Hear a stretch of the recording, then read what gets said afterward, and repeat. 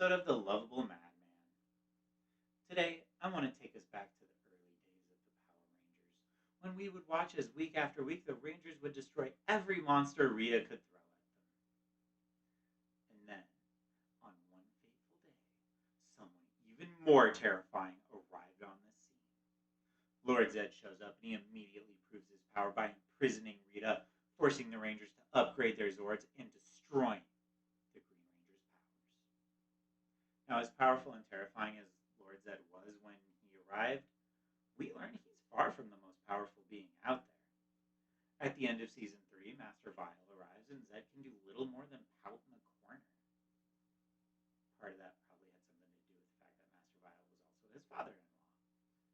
And when the Dark Spectre decided to bring together all the previous factions, he was so powerful that none of them dared challenge him for control.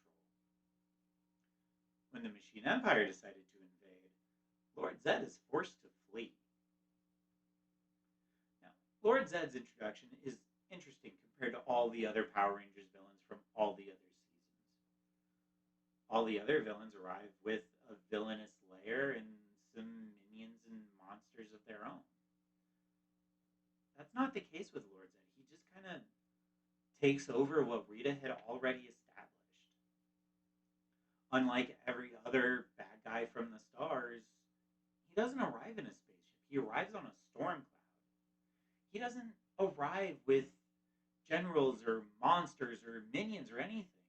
He has to create those with his own magical powers.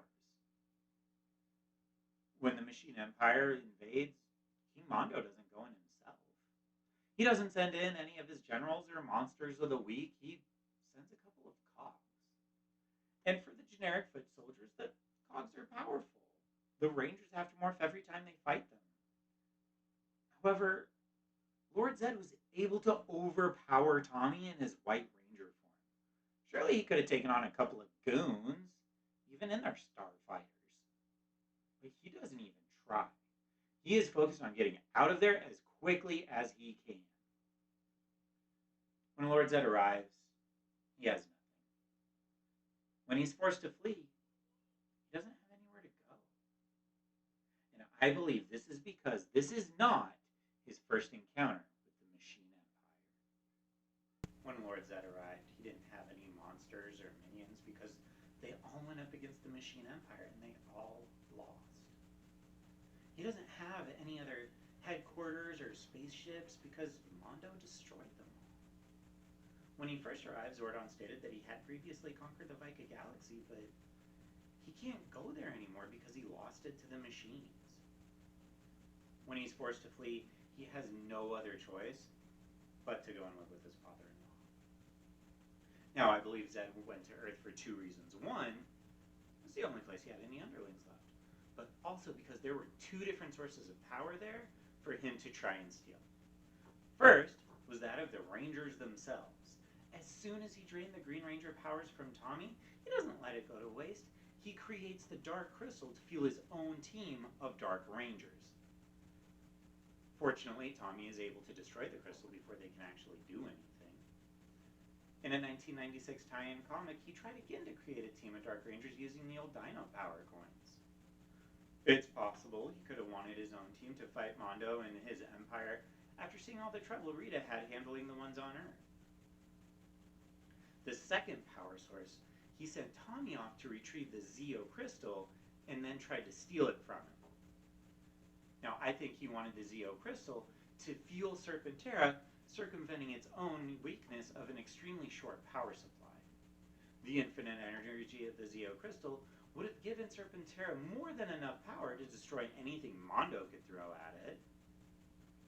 Lord Zedd wanted to prove once and for all that he, and not Mondo, was the true Emperor of Evil. So why would he have never mentioned any of this to anyone? Well, that's easy. The guy's an egomaniac. He rode in on a thundercloud and refers to himself as the Emperor of Evil.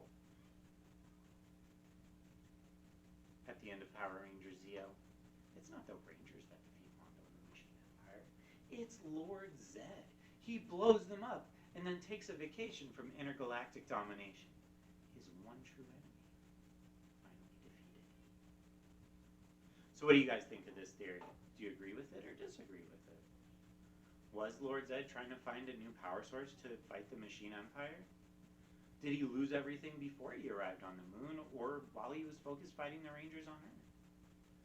Am I wrong in thinking that he lost everything to the machines and not a different cosmic villain?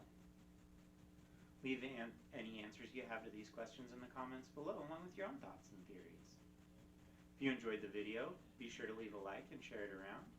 If you want to see more from me, be sure to subscribe and ring the bell so you know when I post something new. Today's trivia: Lord Zedd was the very first Power Rangers villain designed exclusively for American audiences and has no real Super Sentai counterpart. I look forward to seeing you in the next video, and until then, may the power protect you.